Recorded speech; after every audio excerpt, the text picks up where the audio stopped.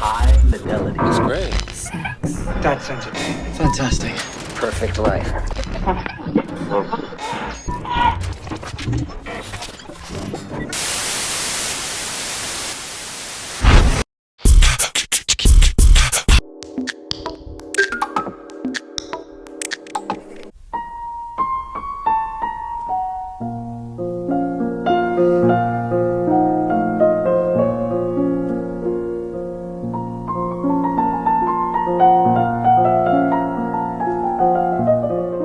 Bonjour, je suis désolée parce que je m'aperçois que je ne sais même pas votre nom.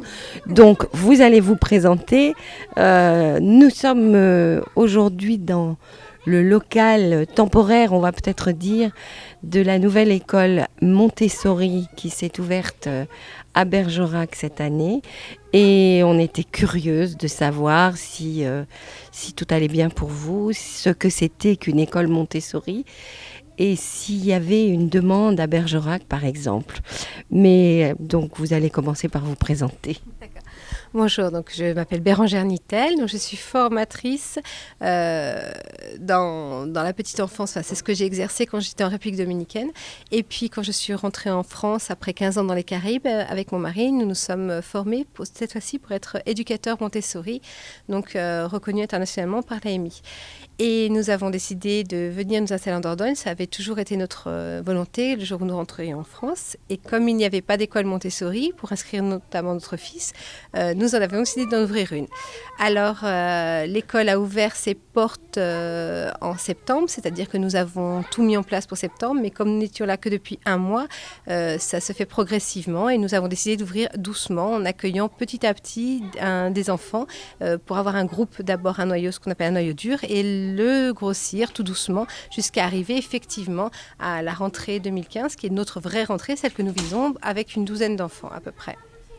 D'accord. Alors peut-être que pour les gens qui s'intéresseront à cette petite émission, il serait bien de rappeler ce que c'est qu'une école Montessori. On a eu dans la région une école Waldorf pendant quelques années, qui était dans un village qui s'appelle Les Salles, entre ici et Périgueux. On connaît en France ce qu'on a appelé la pédagogie freinée.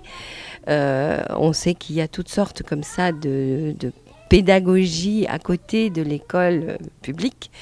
Et il faudrait peut-être un tout petit peu dire qui était Maria Montessori. Je sais qu'elle est née à la fin du siècle dernier et qu'elle est morte en 1952, en Inde, je crois bien. Mais donc, qu'est-ce que c'est qu'une école Montessori ?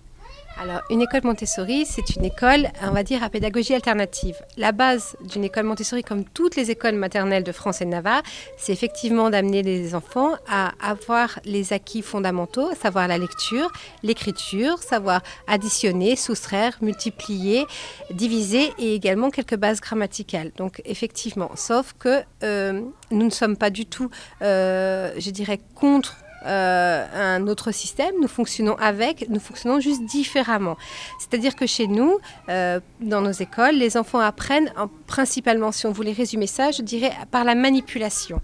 En fait, nous sommes entourés d'un matériel qui a été mis en place effectivement par Maria Montessori, qui a pendant 50 ans étudié les enfants, et également élaboré à la base aussi par deux médecins français, Itard et Seguin, qui sont les médecins qui ont travaillé avec Victor, l'enfant sauvage de l'Aveyron, et qui ont mis en place en fait beaucoup de matériel pour l'amener à gérer, à comprendre le monde qui l'entoure, donc qui est notre monde à nous. Alors, oui, si j'ai bien compris, la formule, c'est « aide-moi à faire seul ». Exactement, oui, et voilà. Aide-moi à faire seul, apprends-moi à faire seul, voilà. Apprends-moi à être indépendant et autonome. Les enfants apprennent très rapidement à rechercher par eux-mêmes l'information, je dirais par eux-mêmes et en eux-mêmes.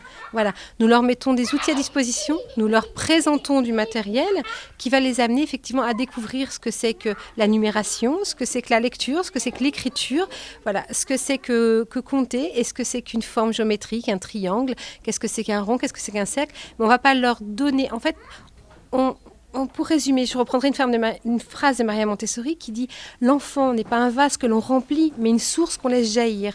C'est-à-dire qu'avec le matériel qu'il va manipuler, qu'on lui aura présenté, avec un geste sûr et juste, l'enfant va arriver aux découvertes de ce que c'est que le nombre, de ce que c'est que le chiffre, de ce que c'est que compter, de ce que c'est que lire et écrire. Voilà.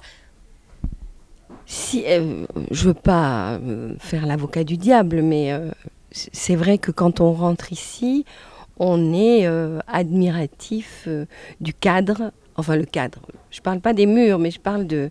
On se croirait dans un magasin de jouets, de rêves pour parents un peu bobos, c'est-à-dire tout est en bois clair, les jouets sont vraiment adorables. Il y a des bouliers, il y a des sortes de colliers de perles, on dirait des trucs indiens d'Amérique, des tout petits lavabos nains. Enfin, tout est ravissant, tout fait envie. Mais est-ce que vous pensez vraiment qu'il n'y a que l'enfant qui manipule des objets comme ça qui peut accéder au savoir, à la connaissance et à l'indépendance? Alors, il n'y a pas que, forcément. C'est ce que je vous ai dit. On ne fonctionne pas contre. On fonctionne avec... Je pense personnellement, et ça n'engage que moi, qu'effectivement, on ne peut acquérir des choses qu'en les ayant manipulées. Je pense qu'un enfant plus tout petit n'a pas réellement une capacité à l'abstraction. Et sincèrement, j'admire réellement les institutrices qui, devant 30 enfants, doivent arriver, à force d'explications, de mots, d'objets, d'images, arriver à leur faire comprendre des notions, voilà, qui doivent être très difficiles. Et c'est vrai que je reconnais que nous sommes aidés, nous assistés par notre matériel qui, en fait, leur montre, leur prouve. Si jamais je peux vous montrer en nous tournant un petit peu, vous voyez ici, par exemple, vous avez ce que c'est que le million. Dans une dizaine, il y a 10 fois l'unité. C'est réellement représenté. Là, on voit la démarcation. La centaine, le millier, et nous allons jusqu'au million. Et ça, c'est visible. Ils peuvent le toucher, ils peuvent le voir. Ça n'a rien d'abstrait. Donc, quelque part, je dirais que c'est plus facile pour nous que dans les écoles traditionnelles. C'est finalement... C'était les fameuses bûchettes de la pédagogie du début du XXe siècle. Exactement, voilà. Il faut savoir que vous retrouverez, en faisant un petit peu attention, dans les écoles dites classiques, on va dire les écoles d'éducation nationale, pas mal de matériel finalement inspiré de Maria Montessori. Ce matériel existe depuis plus de 100 ans. C'est vrai qu'il est beau. C'est sa principale qualité. C'est-à-dire qu'elle a toujours préconisé un matériel esthétique afin d'attirer les enfants. Si le matériel ne leur plaît pas, ne les inspire pas, ils ne vont pas aller vers. Et là, ce qui est important, c'est que c'est les enfants qui choisissent de travailler. Alors, contrairement à ce que l'on peut imaginer et ce que l'on peut entendre dire sur Montessori, c'est pas miraculeux. Les enfants arrivés ici, d'un seul coup, ne se trouvent pas désireux d'apprendre, désireux de travailler, posés, silencieux, calmes. C'est pas vrai. C'est une fantasmagorie actuelle qui est en plus complètement fausse. Les enfants, regardez, chez nous, ils ont beaucoup d'espace parce qu'ils bougent beaucoup, comme tous les enfants, et tant mieux d'ailleurs. Mais ils ont envie de manipuler. Quelquefois, ils font faire ce qu'on va dire... une fausse manipulation, ils vont, comme vous dites, ils vont prendre ça pour des colliers. C'est à nous de les recadrer. Finalement, Montessori est une pédagogie beaucoup plus, je dirais, beaucoup plus stricte qu'on ne peut l'imaginer. On apprend effectivement aux enfants à respecter un matériel qui est beau, qui est fragile, et à apprendre à aimer le travail. Et ça passe par le libre choix qui n'est pas induit et qui ne se fait pas automatiquement à 3 ans. Ils y arrivent vers 4 ans et demi, 5 ans. Et toi, tu as quel âge? Je peux pas. Ah, tu peux pas parce que tu as la bouche pleine. On t'a dit qu'il fallait pas parler la bouche pleine. Bon, alors je te redemanderai quand tu auras fini. Alors, on pose les bases de l'histoire et vous pouvez le voir avec les dinosaures. Alors, ce qui est important chez nous aussi, c'est qu'on pose les mots justes. Un dinosaure, c'est une famille, mais il y a différents dinosaures et donc on a différents modèles. Et tout est pareil, tout est la langue en fait. Voilà. Tiens, te revoilà. Alors. C'est 4 ans et demi. Tu as 4 ans et demi et tu t'appelles comment? Yam. Pardon? Yam. Liam. Tu es un garçon ou une fille? Un garçon. Et qu'est-ce que tu allais poser tout à l'heure? En fait, déjà...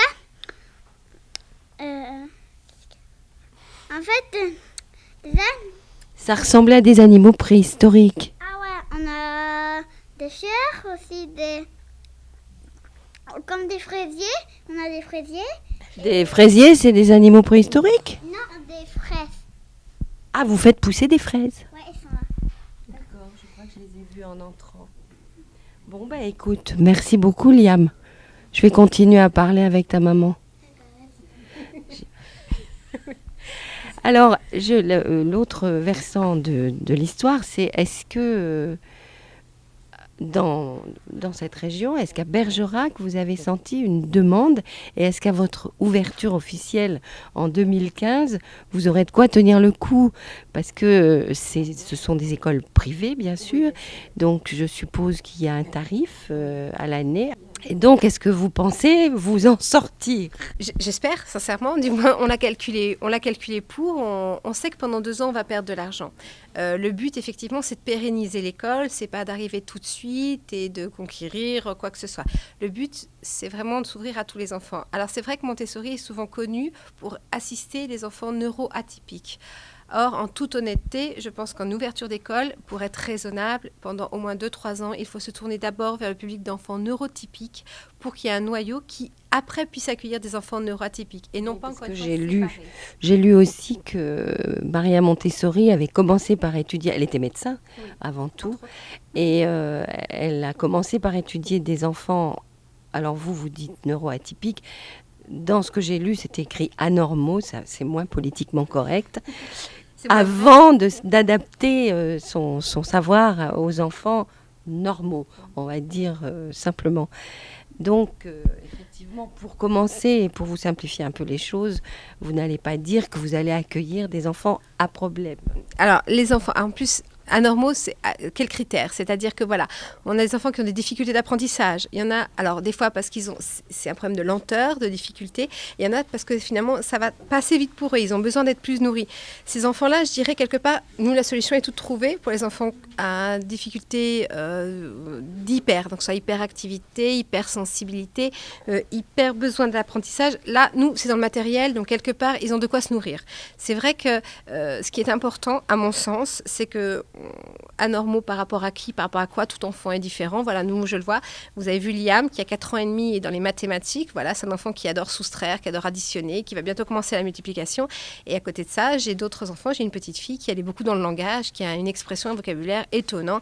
Donc voilà, donc même âge, une semaine d'écart, complètement différent. Donc en fait, ce que moi je pense important, c'est que pour que tout le monde apprenne à vivre ensemble, on va commencer par constituer des enfants dits normaux ou neurotypiques, c'est-à-dire qui ont une évolution, on va dire, après commune, même si les apprentissages sont différents, et après intégrer des enfants neuroatypiques, d'abord pour leur montrer qu'ils peuvent vivre ensemble. Parce que ce sont tous de futurs adultes, ils vont tous être amenés à se fréquenter plus tard, à vivre ensemble, et c'est important de l'apprendre. Mais pour poser ça, il faut poser la normalité. Oui, mais surtout, il faut savoir à l'avance, il faut que les parents vous disent comment est leur enfant. Alors, vous n'allez pas passer des annonces en disant recherchons enfants neurotypiques ou neuroatypiques. Non, effectivement, je me fie vraiment aux parents. Et je me fie d'ailleurs plus aux parents, je dirais presque qu'à moi-même. Le parent connaît son enfant. En plus, on ne peut effectivement vivre avec les autres. Tout est subjectif. Voilà, vous aimez, vous n'aimez pas. Les parents, c'est pareil, ils comprennent pas. Nous aussi, on comprend. Donc, se fier aux parents, c'est quand même lui qui connaît le plus son enfant. Effectivement, j'ai notamment une demande pour une petite fille que je vais rencontrer demain. C'est une enfant qui a des difficultés dans les apprentissages courants, donc qui a 3 ans, ne parle pas, mais par contre qui joue aux échecs.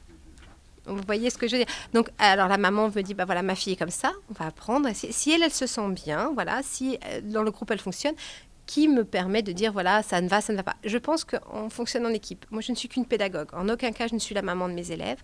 Donc, les parents sont là pour tenir le rôle d'éducateur. Moi, je suis une pédagogue et l'enfant est là. Il faut que tout le monde travaille ensemble et que ça fonctionne. Les parents qui viennent vous trouver, ça n'est pas seulement des parents qui ont peur que, justement, dans le cas de cette petite fille, qu'elle soit rejetée par le système scolaire classique. C'est des gens qui sont convaincus du bien fondé de la pédagogie de Maria Montessori. Oui. En fait, c'est aussi connaissent. Voilà, qui connaissent. C'est aussi qui connaissent ou qui ont envie de découvrir, qui recherchent parce que le nom les a interpellés à l'ouverture, etc. Après, c'est aussi à moi d'être vigilante parce qu'il faut avoir bien conscience qu'un parent qui me dit je viens chez vous parce que vous êtes une école privée où j'ai eu des demandes, j'ai eu quelqu'un qui m'a dit combien de classes va sauter mon enfant en ayant fait sa maternelle. Je ne peux pas accepter de recevoir cette famille tout simplement parce que le contrat est tronqué à la base. Voilà, c'est faussé, c'est pas le but. Je ne cherche pas du tout à faire, on ne cherche pas, toutes les écoles vont à faire des petits génies, on n'est pas des boîtes à bac maternelles, on est vraiment là pour le bien-être de l'enfant. Un parent qui amène son enfant ici doit savoir que la seule différence, c'est que l'enfant va évoluer ici à son rythme. Alors effectivement, il ira des fois peut-être plus vite. C'est vrai qu'on me dit, parce que je ne suis pas spécialisée non plus dans les acquis de CP pour être tout à fait honnête, mais on me dit souvent qu'en sortant d'école Montessori, les enfants ont plus d'acquis que quand ils arrivent en CP. Pourquoi pas? Après, mais ce n'est pas le but premier. Le vrai but, c'est le bien-être et les apprentissages solides de l'enfant, vraiment. Est-ce qu'on a des... Puis après, ça sera l'avant-dernière question. Est-ce qu'on a des idées de la façon dont s'adapte... Parce que les écoles Montessori, c'est des écoles primaires. Maternelle, puis primaire. Ça va jusqu'au bac. D'accord. Et alors là, j'allais vous demander comment s'adapter les élèves qui sont passés par les écoles Montessori petits, quand ils retrouvent le système public français, je pense qu'ils doivent avoir des difficultés d'adaptation parce que c'est très différent. Mais est-ce qu'il y a beaucoup d'écoles Montessori qui vont jusqu'au bac en France? Alors, il y en a une qui va jusqu'au bac. Il faut savoir que pour l'année prochaine, donc pour la rentrée 2015, on a 3 collèges supplémentaires qui vont s'ouvrir en France. Donc il y a quand même pas mal de collèges ouverts maintenant par rapport à la France où on a déjà un bon système scolaire.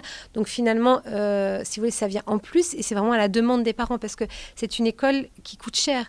Il ne faut pas se leurrer, il faut dire les choses. On prend une école, donc moi je suis sur Bergerac, j'ai essayé de minimiser par rapport au niveau national, mais l'écolage, c'est ainsi qu'on appelle la mensualité à régler par les parents tous les mois, puisque c'est eux qui gèrent ça en fait, est à 350 € par mois sur 10 mois. Donc sur les mois de scolarité. En sachant qu'effectivement, les frais de fonctionnement sont sur 12 mois. J'arrête pas de payer mon loyer en juillet et août. J'ai pas encore trouvé ça. Mais au niveau de l'adaptation après, on a que des... Enfin, je ne connais que des retours positifs. Je me suis interrogée sur la région parisienne et j'ai la grande chance d'avoir de la famille qui travaille dans les collèges un petit peu partout en France et qui reçoivent des enfants sortis d'école Montessori. Et je dirais que l'adaptation était plus difficile au niveau de l'école que de l'enfant. C'est-à-dire qu'on a des enfants qui sortent de Montessori, ils sont autonomes. Voilà, ils ont appris à penser par eux-mêmes, ils ont appris à chercher l'information par eux-mêmes. Donc quand on essaye de leur dire, ben là tu vas faire comme ça, ils vous disent, mais t'es gentil, je sais, voilà, chercher ce dont j'ai besoin. Et ce qui se passe, c'est que on a vu au sein de collèges, et il y en a quelques-uns, beaucoup en région parisienne et quelques-uns en Rhône-Alpes, qui maintenant ont ouvert des classes sans notes. Voilà, parce que nous fonctionnons sans notes, bien entendu. Chaque matériel contient son contrôle de l'erreur, donc les enfants ne dépendent pas de l'adulte pour leur dire si jamais ils ont réussi ou pas. Voilà. Ils expérimentent et si jamais ils se trompent, le matériel leur dit. Jamais l'adulte, jamais l'autre. C'est à eux de savoir... est-ce que cette difficulté, je la contourne? Donc, c'est-à-dire, est-ce que, tant pis, je laisse pour le moment et je vais faire un autre matériel et je reviendrai quand j'aurai peut-être mieux compris ou je redemanderai une présentation? Ou est-ce que je répète jusqu'à trouver pourquoi je n'y arrive pas comme il faut et après, j'avance? Et ça dépend du matériel, des enfants, du moment. Mais effectivement, jamais je ne suis amenée à dire tu t'es trompé, jamais je mets une note. J'ai envie de dire que, voilà, ce qui est important, c'est que nous, notre but vraiment, c'est d'être intégrés à Bergerac et son agglomération. Voilà, on veut ni être contre, ni être à part, vraiment. Et je reçois régulièrement des institutrices en poste. Je reçois des stagiaires qui sont en formation d'école publique comme éducateurs jeunes enfants, comme CAP petite enfance. Voilà, je tiens vraiment à travailler avec. Après, c'est vraiment le libre choix des parents de savoir comment est-ce qu'ils ont envie que leur enfant acquiert ce qui est nécessaire à leur vie d'adulte. Et à noter que normalement, en septembre 2015, nous allons ouvrir jusqu'à 12 ans. C'est-à-dire que l'école, voilà, va proposer, on va faire une classe en 2-3, c'était le but de l'école, en 2-3, une en 3-6 et une en 6-12, voilà. 6-12, vous mettez... Jusqu'à l'entrée du collège, voilà. Voilà. Et donc, vous aurez combien de formats? On appelle ça comment? On appelle ça des éducateurs Montessori. Combien d'éducateurs? Voilà. Alors, il y en aura un en 2-3. Un en 3-6, assisté d'un assistant ou d'une assistante, et un en 6-12, voilà, qui sera probablement aussi assisté d'une assistante si jamais, effectivement, on dépasse le quota de 7 enfants. Voilà. Le quota de 7 enfants par classe. Et avec donc 21 enfants, vous pouvez payer 4 salaires. Alors, c'est ce que je vous ai dit, nous allons perdre de l'argent sur 2 ans. Nous en avons bien conscience, voilà. Effectivement, mais pour démarrer, comme ce sera une première année avec 3 classes, moi je démarrais premier niveau là ici puisque je pose l'école. Après la deuxième année, on installe, voilà, on tourne, on établit, on voit, effectivement, on ressent si les lieux, voilà, tout va bien. Et après Sachant que vous allez déménager, vous ne serez plus ici. alors, ça, on ne sait pas encore quand. On espère rapidement, puisque le but, en fait, c'est que l'école soit propriétaire de ses murs. Voilà, ça fragilise trop une école privée d'être dépendante, alors d'un loyer déjà, mais également d'un environnement. Oui, parce que ce qui manque un peu ici, c'est du dehors. C'est-à-dire qu'il nous a bien dit, Liam, qui fait pousser des fraises, mais c'est des fraises qui sont sous serre, quoi. Voilà. Ça manque un peu d'extérieur et je pense que l'extérieur a aussi beaucoup d'importance. Chez nous, oui, effectivement. Il y a un gros travail qui se fait sur la gestion de l'environnement extérieur, puisque les enfants manipulent. Donc, la première chose à manipuler, ça reste la terre quand même. Donc, effectivement, c'est ce qu'on recherche. Merci beaucoup. Et je pense qu'on reviendra dans un an pour voir ce que vous êtes devenus. Merci beaucoup, merci à vous.